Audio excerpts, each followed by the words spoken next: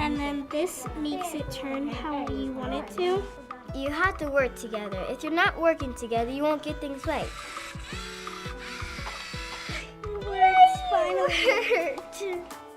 Going into Spain, I was like, okay, I can sort of speak it out, I can work it out.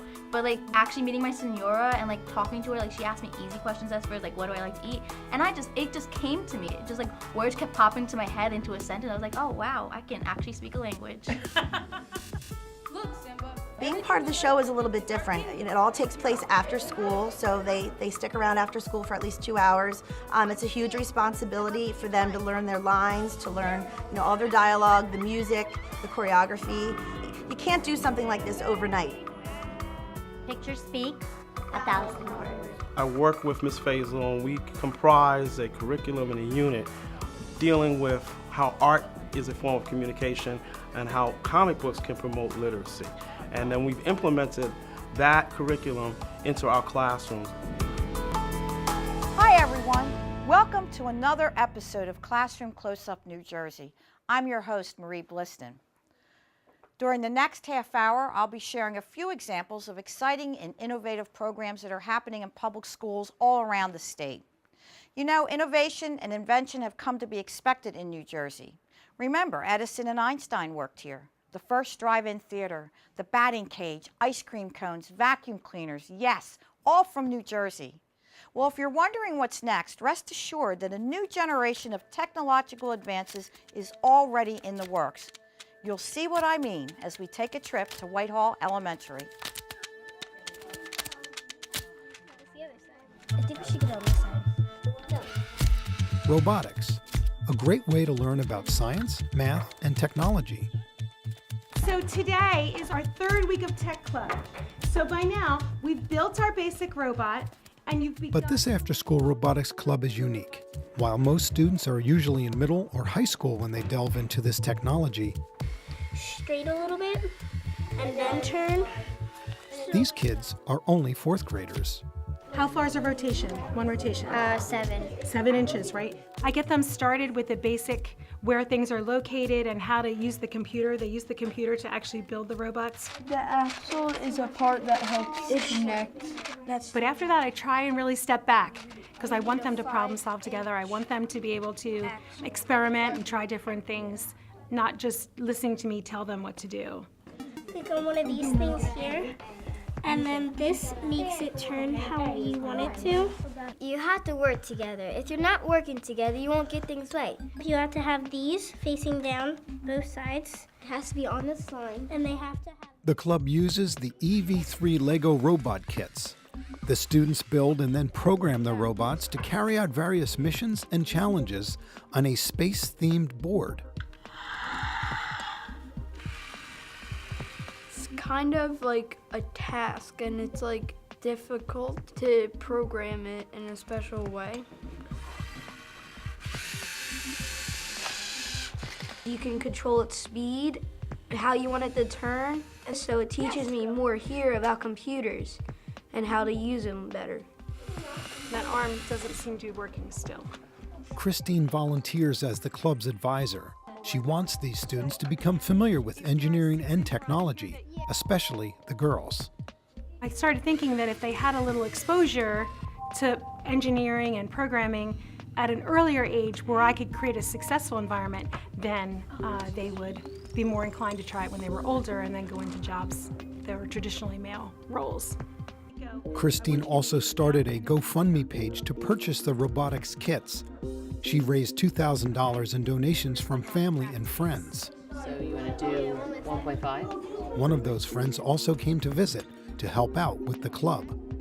I was really excited to see Chris's GoFundMe opportunity online. So when this popped up, I thought this is something I've got to do. From when we first turned to reverse. And just kind of invert all the code. Are you going to invert it yet, or do you need to get here? I was really excited that Barb could join us this afternoon. She was an early supporter when I started the program, so she's been great. We're programming it to turn, and then we have to download it onto the robot. So then it gets me more into engineering for the middle school. It also helps me with math. and you learn step by step how to build and do your math at the same time. Weave through the water bottles, turn around, and come back to base. Okay? It has really space-themed challenges, and they are very hard. It's not easy, medium, and hard. They have a hard, harder, and hardest. Yeah. Well done. Just completing it makes you feel awesome. The spirit that are in both kids, like trying to put their minds together, is so indomitable. And if at first you don't succeed, try, try again. Spinal hurt. The Robotics Club taught me to work together more and to never give up. It was good that we kept on trying again and going back, but once we got back to base, we were so excited so we could go on to the next level, next challenge. Woo. Who else found something really challenging? What did you find that was just really hard? Madison? The water bottle. The days of girls not liking technology is gone. I think that it's absolutely essential that we get girls involved in STEM, in science and engineering and any other aspect. But to see them just absorb this, like breathing it like it's air, and work together, I just got so excited I couldn't stand it. I enjoy working with technology. I love watching the students work with technology because it's successful. I love their faces when they finally finish that challenge that took them an hour. It just makes me feel good to give them the opportunity to taste that success. I do love these kids. I love teaching. Yeah, I do. Yahoo! Yay! A lot of ingredients go into building a positive learning environment. On the list is getting and keeping kids interested by providing opportunities to explore. Teachers or facilitators immersing students in educational journeys that can even reach across the globe.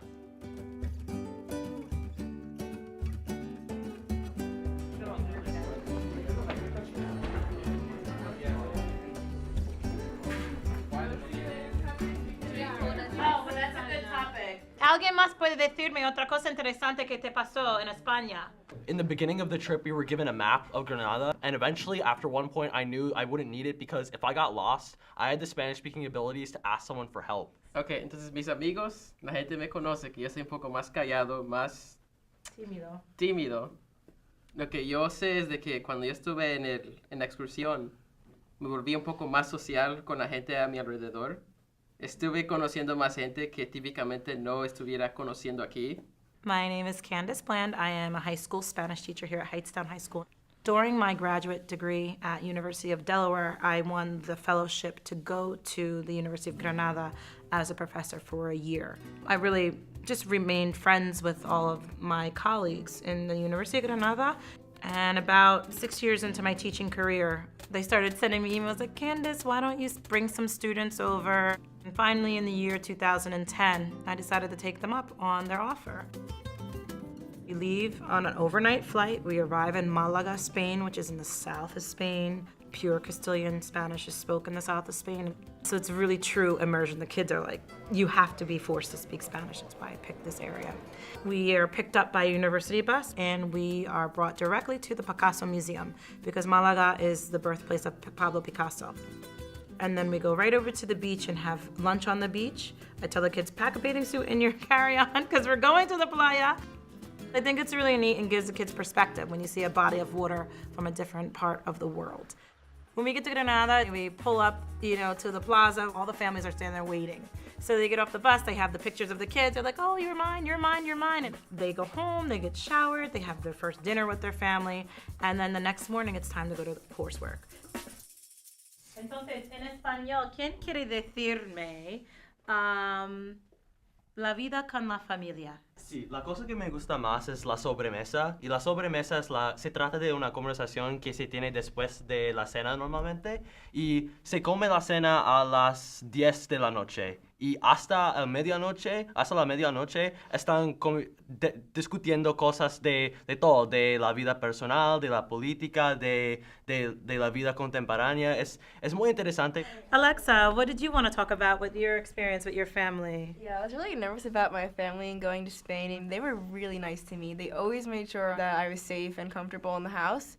And they also had 2 kids who I loved a lot, and by the end of the trip, I felt like I was part of their family. Going into Spain, I was like, okay, I can sort of speak it out, I can work it out. But like actually meeting my senora and talking to her, she asked me easy questions at first, what do I like to eat? And it just came to me. It just words kept popping to my head into a sentence. I was like, oh wow, I can actually speak a language. They were studying enriched classes, immersion classes in the morning, and in the afternoons doing cultural excursions. How many of you broadened your horizons on the types of foods that you now eat because of going to Spain? Pretty sure that's the best part of the entire trip, the food. We spend most of our money on tapas and patatas con alioli. It really is a life-changing experience, and for me that happened when I was 15 with a similar program. To have the opportunity to do this in high school, I mean, it opens up your eyes to a world that is just so amazing. I mean, traveling really broadens your perspective on life. Matt, what was one of your favorite excursions that you went on? We went flamenco dancing one night, and who I thought were my friends at the time threw me into dance with the instructor. As I've looked back, and it's one of my favorite experiences now because one, I got to dance with the most beautiful woman in all of Spain, and 2, it really opened my eyes because this is a whole nother culture, a whole nother way of expressing yourself, a whole nother art form, and I got to experience that firsthand. I want them to be more of a global citizen, and I want them to understand the importance of being bilingual. It is so important for us, especially to speak Spanish, especially in New Jersey. We have a huge need for bilingual professionals in all walks of life. Conocimiento. Vale. No pasa nada en Granada. Hola, chicos. Riquísima. Muy bueno. Extraña. Vete a Granada. No sé. Deliciosa. Bonita. Pásatelo bien. Tapas. Muy divertida. Mis amigos. Increíble. Fantástico. Muy chulo.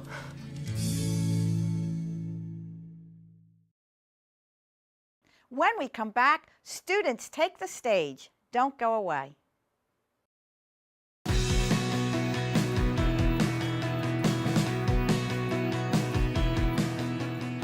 We had an IEP meeting for one of our classified students. My co-teacher and I had decided that the student was ready to be placed in a regular education setting. And when we told the parent, they were just so, excited. But yesterday morning, my student came in and she was crying and she's like, "Can I hug you?" I'm like, "Yeah, what's wrong? How can I help you?" And she was like, "I just have to thank you because," she said, "everything you did for me, I could not imagine making it to a regular education class." I guess my response to her, of course, was, "You did it. It wasn't me that did it." But I guess when you realize how much you impact them, it's just so worth it. You have to get in the window. You have to get yourself out of being blocked. All right, so step to the left, step to the right, step forward. Whatever you have to do, you can do it. Sitting in rehearsals for this year's production of The Lion King, it's hard to imagine Green Street School without the drama club that teacher Darlene Noel started 16 years ago. Even though I don't have any formal training in theater, I was really involved in theater in high school and in middle school, and I really loved being part of that world. And I know what it did for me in school, and so I thought, how fun would that be for my students? Yeah, we'll just go right from there. You know, it started out kind of small. I had 25 kids in the show, and we performed that first year. And we have just a cafeteria. And so my mom sewed a curtain that spanned the width of the lunchroom. And we pulled out the little rinky-dink pull-out stage, and we performed, and it was really great. It wasn't long before the club outgrew that lunchroom stage and moved up to the high school auditorium, where they've been selling out shows ever since. We've done 101 Dalmatians, we've done Cinderella twice. We did Beauty and the Beast, The Little Mermaid, Charlotte's Web, Charlie and the Chocolate Factory, that was really popular too. Hakuna Matata. Today is our dress rehearsal, so it's really the longest day that we're all together. They'll be wearing their costumes for the first time, they'll get their makeup done, and so it's a long day, but we'll try to get through it twice if we can. But the main thing is the costumes, the microphones, the pictures, the makeup, all of that today.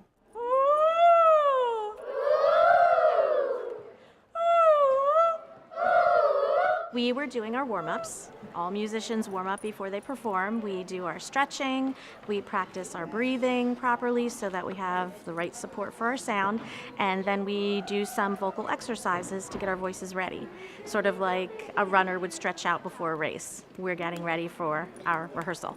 Students in the drama club grow in numerous ways, both as individuals and as a team. It's a huge responsibility for them to learn their lines, to learn the music, the choreography. They're singing alone along with singing in groups, so that's different for them as well. So it's a learning experience for everyone. It helps me be more confident and get to know more kids. It's like nervous being on stage in front of everybody, but Mrs. Thomas, Mrs. Noel said like calm down and if you mess up, just like keep going and don't stop. Keep going all the way. I have 4 students on stage crew, so their jobs range from there's one person who's in charge of pulling the rope for the curtain. That's a big deal. That's a big responsibility. And then I have 2 other students who are backstage who move the props on and off. And then I have another student this year who is in charge of the music cues. So that's a huge responsibility, and he's only a 3rd grader. Move over this way. Rafiki's this way. I actually, at first, I wasn't going for a Rafiki, I was going for Simba, but this actually worked out really good for me, so I'm happy. They are so supportive of each other, and I share my experience with them, all the shows that I've been in, and maybe I didn't get the part I wanted, but then maybe the part that I did get ended up being so much more fun, or just being a member of the chorus is a lot of fun. Every part is important, and we all work together to create the show. The club's success is supported by local businesses, volunteers, and lots of parents. Some people help with costumes, some people help with makeup, or they sell the candy. So it makes me laugh sometimes when I hear people say, oh, parents these days don't want to be involved. And all you have to do is take a look around during the rehearsal time, and it's just not true. I really have an army of parent volunteers. The last split, you're the last split? Yeah. Choreographer Shane Fichetti's relationship with the Green Street Drama Club goes back pretty far, all the way back to 3rd grade. I ended up loving it. I did it 3 years, and then I ended up going to a performing arts high school, and then I ended up going to college for musical theater. But I would always keep in contact with Mrs. Noel, and I would help out as much as I could, whether it would be backstage, but now I've been doing choreography. This is my 3rd year with her.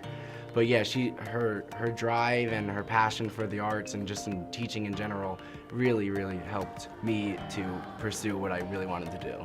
Shane was one of the first recipients of the club's Class Act Award. A scholarship started about 6 years ago when the first members of the club began to graduate from high school.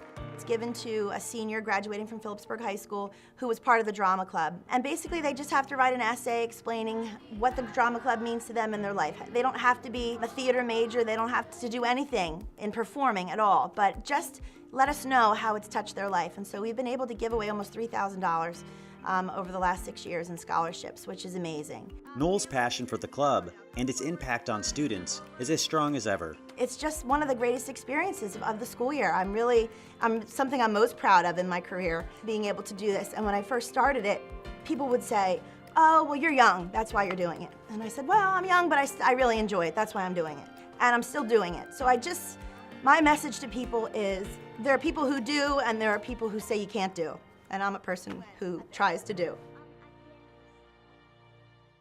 You're watching Classroom Close-Up. Hakuna Matata. Woo! Would you like to videotape her doing it and then she can see? Bow, bow, bow, bow, bow. There are huge changes here at North Main Street Elementary. We know we're stepping away from the traditional type of teaching. One of the responsibilities that comes with this opportunity is making sure we keep moving forward with the technology we have. Yeah, only we know how to do it now. This is a comic book that I created called Surviving the Storm. I wrote this during Hurricane Sandy. It was very traumatic during Hurricane Sandy. We lost power for 9 days, and we had to figure out things to do to keep us sane. I needed something as therapy so I can get through the trauma of not having power for 9 days and trying to keep my family calm as well. Every day I'd wake up about 5 o'clock in the morning as soon as the light would come out, and I would sit downstairs in the kitchen by myself, and I would draw out the events that happened the day before.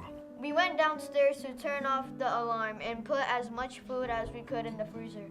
I found a gas station that was open. The children act out and read the story. And then we have a discussion about what obstacles have they faced in their life.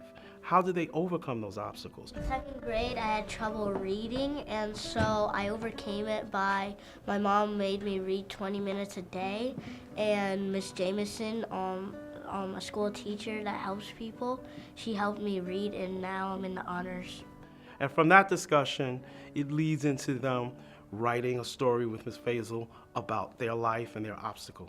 I'm now going to turn over this lesson to Ms. Faisal, your literacy teacher, who's going to talk to you about how you can develop your own story, which will eventually become a comic strip that we're going to work on soon. Are you guys excited to do a comic strip? Yeah. All right. It was something he was inspired about during Hurricane Sandy. It was a real-life experience. He wrote it. He introduced it to me. Immediately, I wanted to tie it in with the genre of personal narratives for my students. Eventually, what we're going to do is hone in on the characteristics that he uses and use author's craft, right from Mr. Markman, to create our very own comic strips. I think their partnership has worked really well. He basically asked her if she wanted to participate in this initiative because she is the language arts teacher, so I think it's worked extremely well. Pictures speak 1,000 words. Exactly. Sometimes you don't even... I work with Ms. Faisal, and we comprise a curriculum and a unit dealing with how art is a form of communication and how comic books can promote literacy. And then we've implemented that curriculum into our classrooms, and we've been co-teaching and developing this project, and it's been a wonderful experience for myself, for Ms. Faisal, and for the children, because it's allowed them to express ideas and communicate thoughts in ways that they might not do in a normal setting in an educational environment.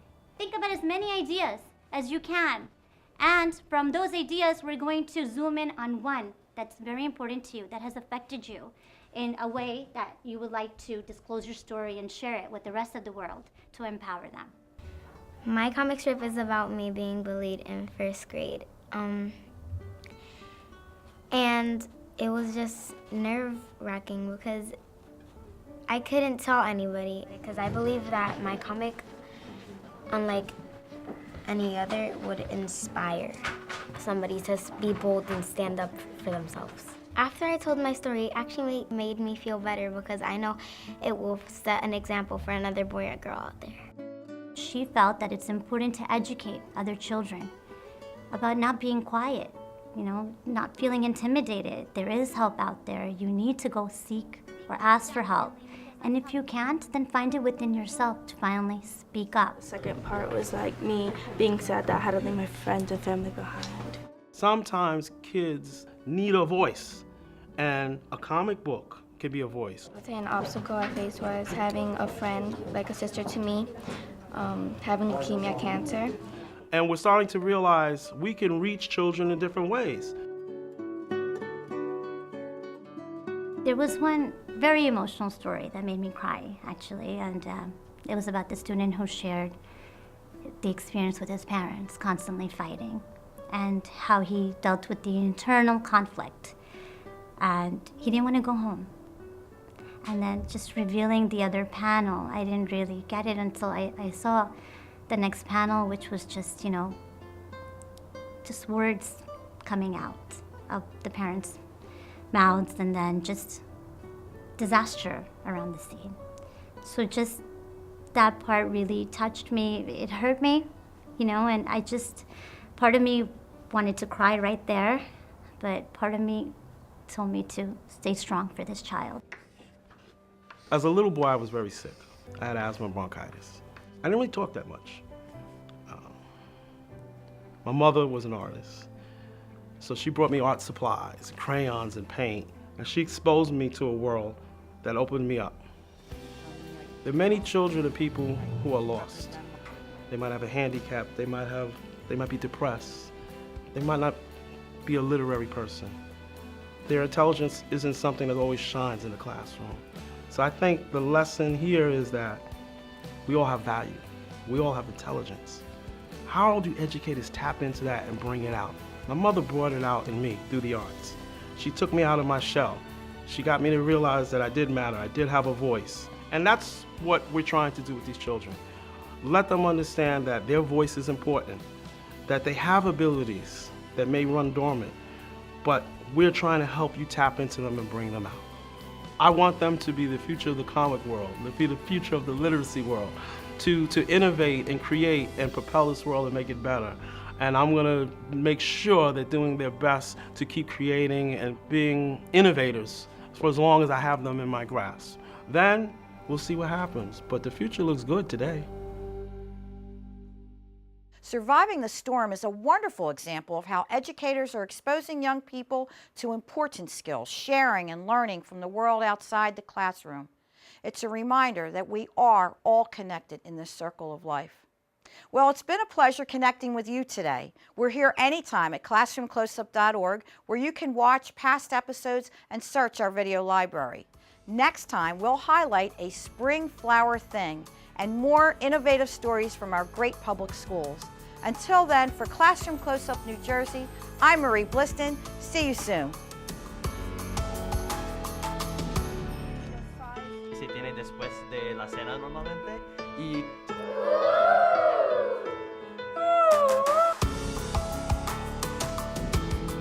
Pictures speak 1,000. Exactly.